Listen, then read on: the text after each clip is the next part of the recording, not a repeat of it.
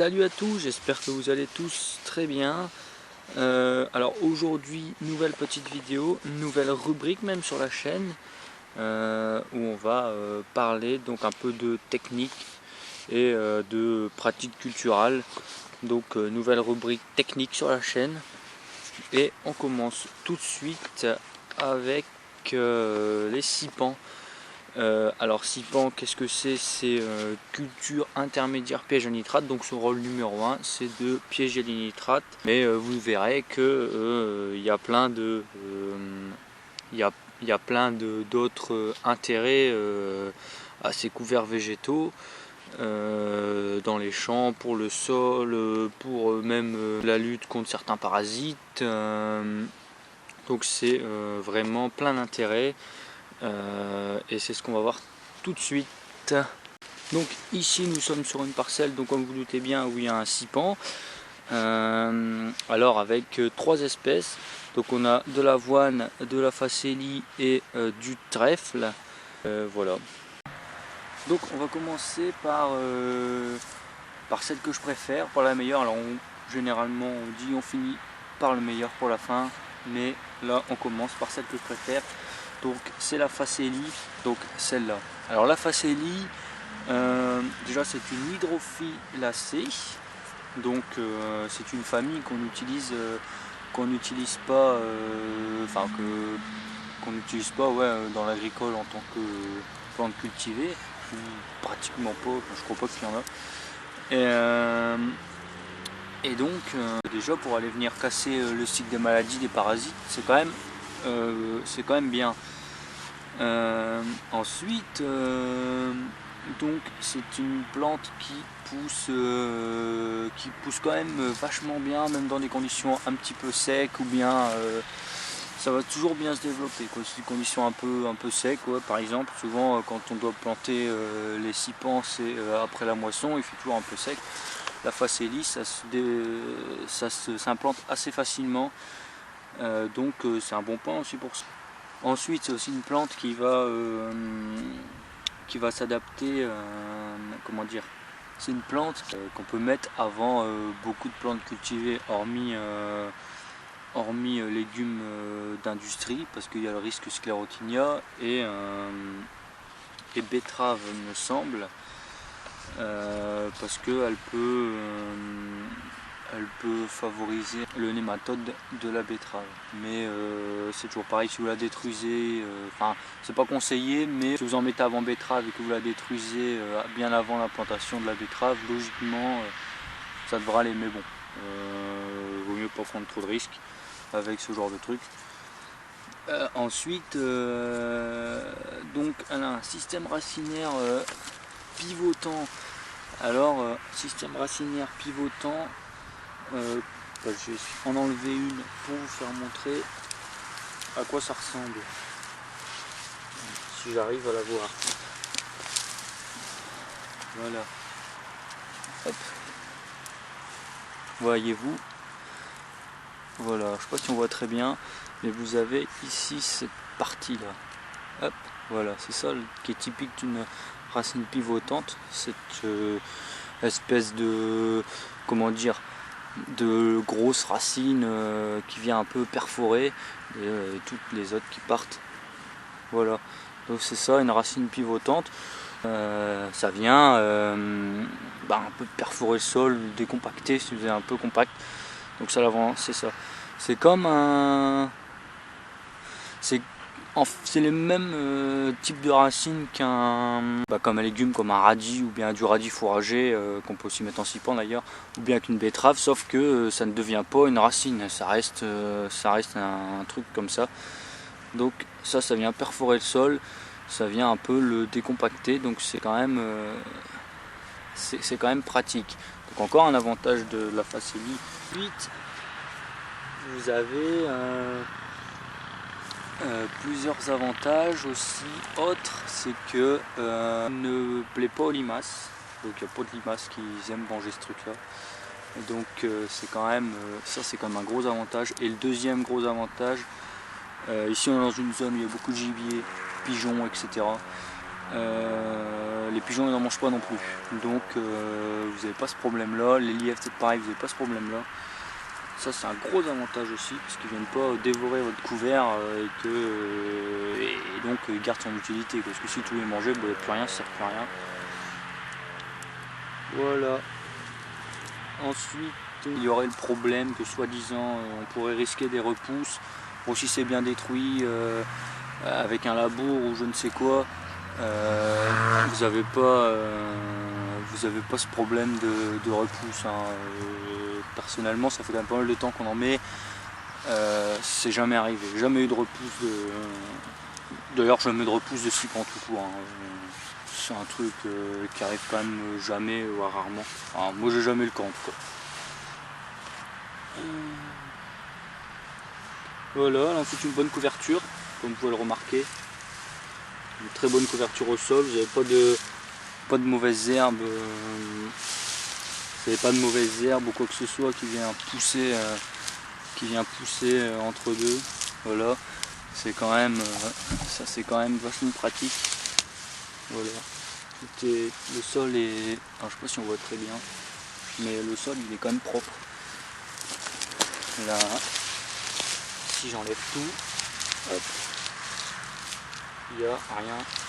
Je pense pas qu'on voit super bien la caméra, mais il n'y a absolument aucune mauvaise herbe qui pousse, donc ça c'est quand même un gros avantage de la Facelie pour sa couverture. Bon, après il y a les autres qui jouent aussi ici, hein, mais la Facelie a quand même une très bonne couverture.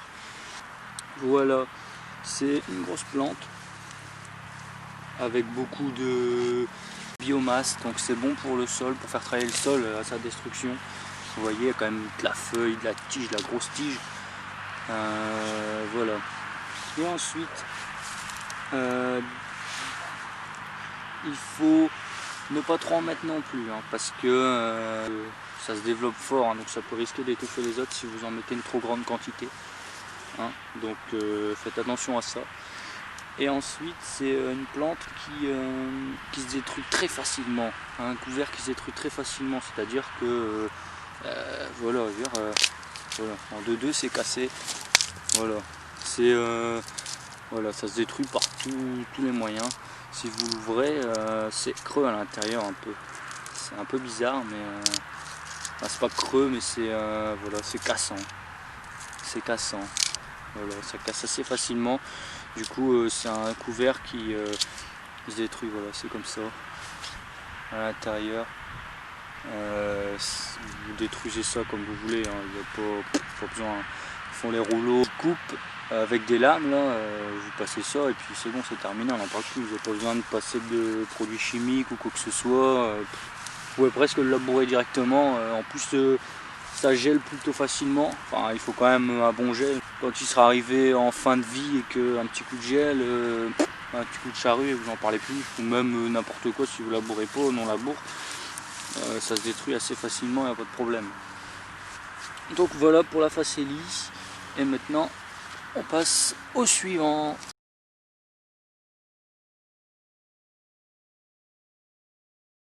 Donc le suivant c'est l'avoine rude. Voilà ici, un bon gros paquet d'avoine rude. Alors l'avoine, déjà donc c'est une graminée. Ensuite c'est un système racinaire fasciculé. Alors le point que j'arrive pas à la voir. Mais le système racinaire fasciculé, il descend très profond, chercher, parce que la base d'un ciban à la base c'est d'aller capter les nitrates dans les sols pour pas qu'ils aillent dans les nappes, pour pas polluer. Voilà, c'est ça le truc de base.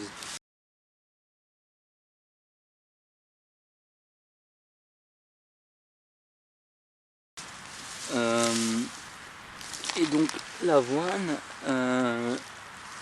c'est voilà, l'avoine, c'est système racinaire fasciculé. Voilà, il n'y a pas de comme tout à l'heure pour la Facelie. Et donc ça descend très profond. Ça va aussi vous détassez votre sol. Alors ouais, ça va un peu, comment dire, broyer. Bon, c'est un peu gros broyer, mais voilà, ça va vous affiner votre sol en quelque sorte. Ça descend très profond. Voilà. Donc à la différence de l'autre où vous avez une racine pivotante avec une grosse racine là, et ben là vous avez toutes des petites racines qui partent. Voilà. Je sais pas si on voit très bien, mais voilà, c'est comme ça. Et donc ça descend très profond, parce que là en arrachant, bon, vous les coupez, mais ça descend très très profond. Et donc voilà, l'avoine ressemble à ça. C'est assez grand, hein, ça devient assez grand. Et voilà, donc ça va capter l'azote, ça va chercher l'azote. C'est vraiment l'avoine, il y a un bon capteur d'azote. Et donc ça va chercher très profond. Donc c'est vraiment le gros truc de l'avoine, hein, c'est sur les systèmes racinaires fasciculés qui va un peu affiner le sol. Hein. Parce que ici, ce sera des pommes de terre que il faut, quand vous préparez votre sol, vous allez avoir plus de facilité à le préparer grâce à l'action des racines du cipan. Hein. Ça paraît bête, mais ça joue quand même pas mal. Et après le sol joue aussi beaucoup, hein, mais bon, c'est pas le sujet de la vidéo. Le sol, on y reviendra peut-être un jour. Vous pouvez adapter quand même à pas mal de plantes, mais quand même attention, surtout ne mettez pas ça avant une graminée, parce que un effet potentiellement dépressif d'une graminée avant une céréale à paille. Donc voilà, donc c'est un peu, enfin vous allez même le risque maladie pour la graminée qui suit si vous mettez une graminée derrière. Donc non, c'est pas recommandé de mettre une graminée derrière une graminée. Donc blé, orge, etc. C'est des graminées, mettez pas d'avoine avant ça. Pareil, vous pouvez pas le mettre sur betterave, vous avez un risque d'amplification de population du nématode Ditylencus dipsaki ou dipsaki, je sais pas trop comment ça se prononce. Ensuite, voilà, vous pouvez le mettre sur d'autres trucs sans trop de problème. C'est une bonne base quand même de couvert végétal, hein, c'est pas super cher non plus. Et voilà, ça fait son taf, sans plus, c'est bien. Par contre, ouais, alors ça s'adapte bien, mais, et ça c'est personnel, mais dans le sec c'est plus compliqué. Hein. Sachant que si vous le combinez avec de la facélie qui va pas avoir trop de difficultés à passer, il risque de vite se retrouver un peu gêné par le sec, donc il va galérer, plus ensuite gêné par la facélie si vous mettez avec de la facélie. C'est un peu compliqué, donc attention quand même. Voilà, c'est à peu près tout pour l'avoine. C'est classique, ça pose pas de problème, c'est bien, ça nettoie le sol comme il faut. Enfin, ça affine le sol, ça va chercher les nitrates, il n'y a pas de problème, ça fait son taf, il n'y a pas de souci là-dessus. Maintenant, on va parler du troisième implanté sur cette parcelle. Alors, deux petits points avant de continuer. Alors, le premier, c'est une petite précision sur les légumineuses. Donc, comme vous allez le voir, les légumineuses captent l'azote de l'air grâce aux nodosités sur les racines. Ces nodosités contiennent des bactéries Rhizobium et CL qui vont capter l'azote de l'air. Alors, je ne vais pas rentrer dans les détails, mais les bactéries doivent être présentes dans le sol. Et si vous avez déjà mis des légumineuses par le passé, elles sont en dormance dans le sol. Alors, selon certaines études, il n'y a pas de réel apport d'azote pour les autres plantes associées, ou très infime. C'est à la restitution par la décomposition, après donc destruction de la plante, que vous allez récupérer l'azote emmagasiné par la plante. D'où l'importance de les semétaux. Après, il y a le cas-luzerne. Alors, c'est une culture pérenne qui apporterait l'azote au sol du fait qu'on la laisse généralement 3-4 ans en rotation, sans compter tous ces autres bienfaits. Des essais sont en cours en association avec du blé, par exemple, et c'est prometteur. Mais nous évoquerons ça dans une future vidéo sur les légumineuses. Moi personnellement, sur les légumineuses, je pense qu'avec le temps et l'implantation régulière de légumineuses dans la rotation, on finit par enrichir le sol. Maintenant, je vais finir en évoquant la févrole, ça va introduire mon deuxième point, donc qui est un couvert qui se développe très bien, qui va fixer l'azote bien évidemment. Et ensuite elle a des racines non fainéantes, c'est-à-dire qu'elles ne vont pas dévier au premier bloc de terre un peu compact dans le sol. Et c'est mon deuxième point. J'ai précisé dans la vidéo que les racines détassent le sol, mais si votre sol est vraiment très compact ou constamment compacté par des machines lourdes ou bien des récoltes dans des conditions humides, les racines choisiront une fissure ou une galerie de vers de terre pour descendre. Elles vont pas aller forcer le passage, bien que certaines racines vont se débrouiller et puis passer à travers. Mais si les blocs, si vous avez un sol vraiment compact, des blocs vraiment compacts, très durs, là, elles passeront pas à travers. Et c'est dommage parce qu'il y a des éléments dans le sol qui sont très peu mobiles, des éléments nutritifs qui sont très peu mobiles, et il faut que la racine soit quasiment en contact ou à 1 ou 2 mm pour qu'elle puisse l'absorber. Du coup, le fait d'avoir une mauvaise exploration des racines, c'est tous des éléments qui ne sont pas captés, qui sont là, qui servent à rien finalement. Et donc, en fait, un sol bien détassé, entre guillemets, pas trop compact, qui va permettre un bon développement racinaire plutôt que des racines qui vont venir décompacter le sol. Faut pas s'imaginer qu'elles viennent décompacter le sol.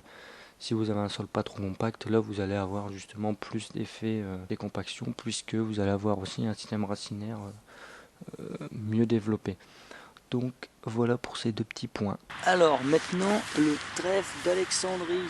Alors c'est une légumineuse et la particularité des légumineuses c'est qu'elles vont capter l'azote de l'air pour le ramener dans le sol et donc enrichir le sol en azote de manière naturelle. Donc comment elle fait ? Comment elle fait pour capter l'azote ? Grâce à ça. Alors je sais pas si on va bien le voir parce que c'est vraiment tout petit, mais là au niveau de mon doigt au-dessus il doit avoir une petite à la vidéo ça doit faire une petite boule noire. Ces petites boules ça s'appelle des nodosités et à l'intérieur se trouvent des bactéries qui vont capter l'azote de l'air.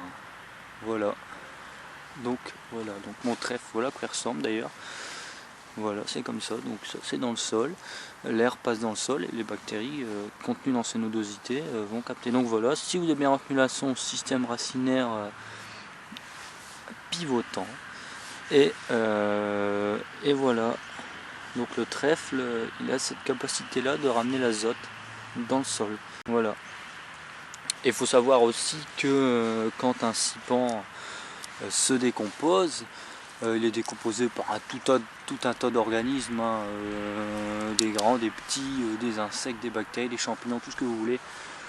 Et donc ça consomme de l'azote pour être décomposé.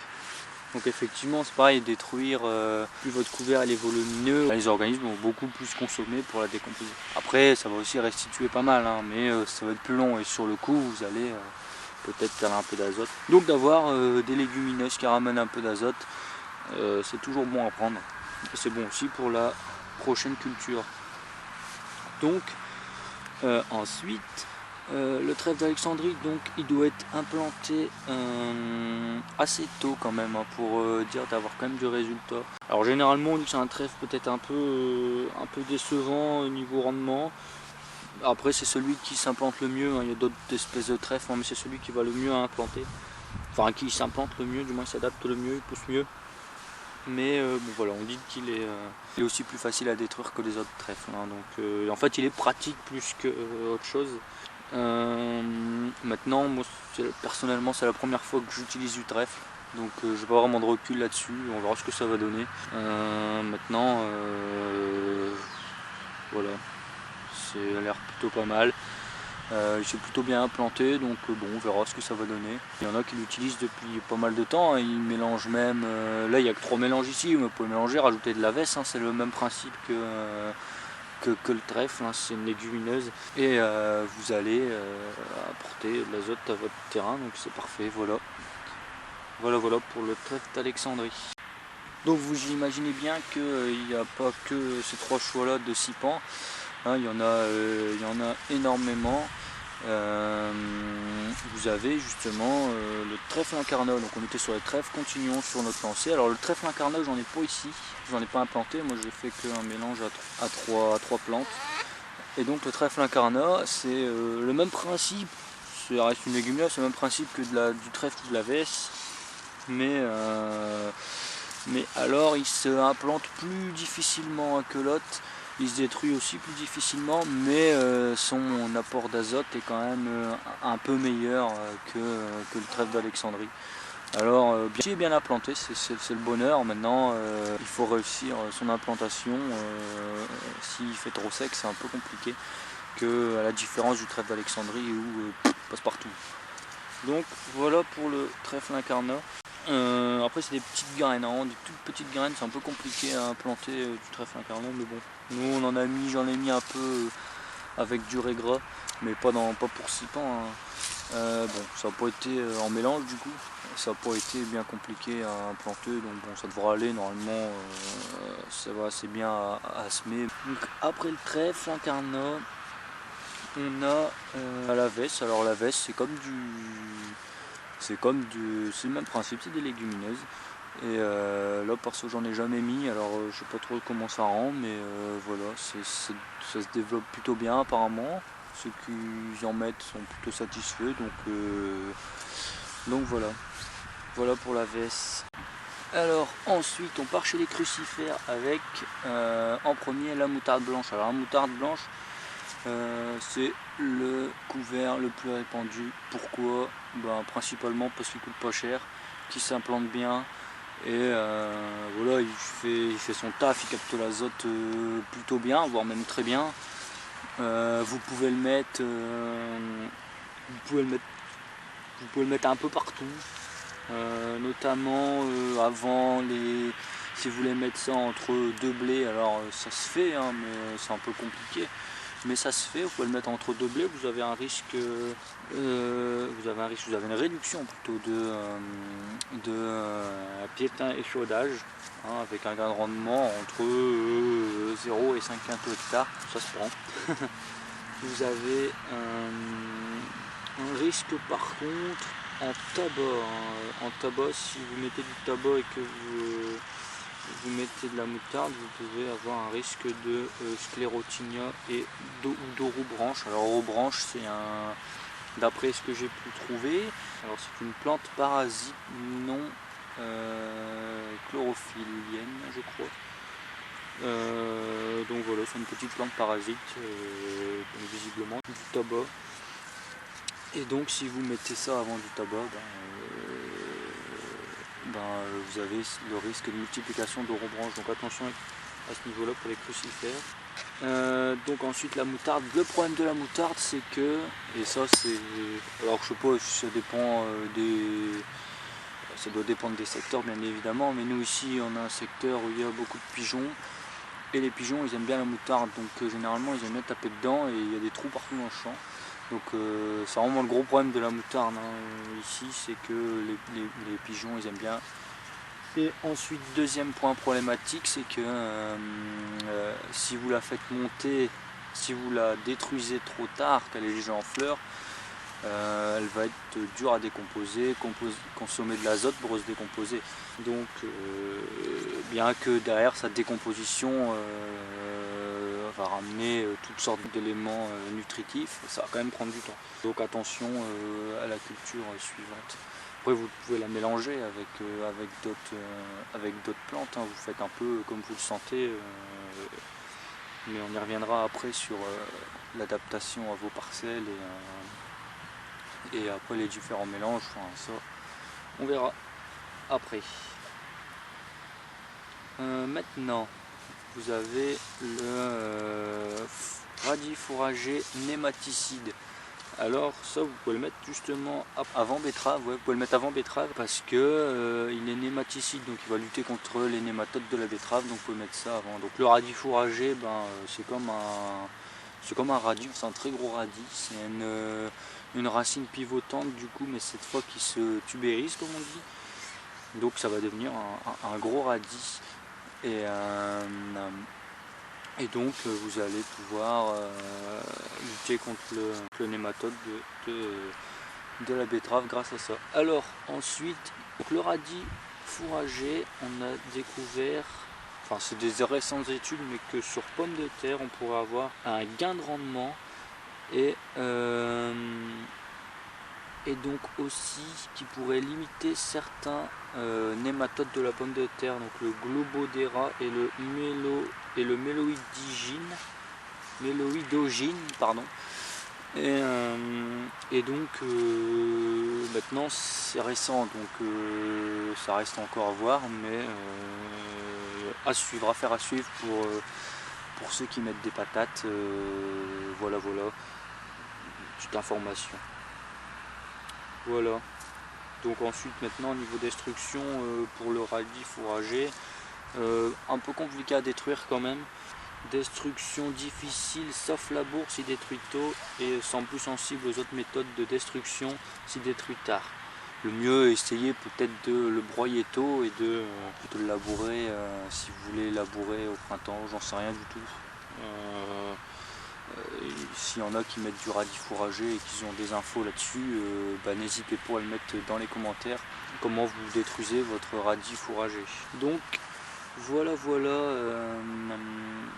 Bon, j'ai fait les principaux, hein, il y en existe plein, il y en a qui mettent du tournesol, vous pouvez mettre plein de trucs. Hein, de toute façon, allez rechercher en fonction de ce que vous avez comme culture qui vient après ou dans votre rotation, et vous adaptez votre cipan à ce que vous avez derrière. Il y a plein de combinaisons possibles, il y en a ils vont jusqu'à 6 mélanges avec 2 ou 3 léguminettes. On trouverait facilement les doses et tout ça sur les sites internet qui sont très bien faits d'ailleurs, les sites d'Arvalis par exemple, où vous avez après vous adaptez en fonction de ce que vous avez mis, de ce que vous avez fait les fois d'avant. Si vous avez mis trop de ça ou trop de ça, que ça s'est développé plus ou moins, vous adaptez à chaque fois, faites des tests et puis un jour vous trouverez la formule parfaite dans vos cipans. Donc maintenant, que mettre? Qu'est-ce que je pourrais bien mettre si j'ai une betterave par exemple? On l'a vu, privilégier les plantes nématicides, radis fourragés nématicides. Ils font même, je ne l'ai pas précisé, mais de la moutarde nématicide. Vous pouvez combiner les deux. Derrière, si j'ai un blé, on évite tout ce qui est avoine justement, parce qu'on ne met pas une graminée après une graminée, sachant qu'on peut mettre plein d'autres espèces entre deux. Alors c'est un peu con, le but c'est de casser les rotations avec d'autres espèces. Hein. Donc, vous pouvez mettre de la facélie, pas de la facélie, de la moutarde, pardon. Vous pouvez mettre de la moutarde, j'en ai pas sous la main. Vous pouvez mettre de la moutarde après un blé. Si j'ai des pommes de terre, vous pouvez mettre facélie, avoine, puis trèfle en même temps. C'est pareil, hein, si vous avez un blé, vous pouvez mettre une moutarde avec n'importe quelle autre plante, donc c'est pas une graminée. Voilà, vous pouvez faire plein de trucs avec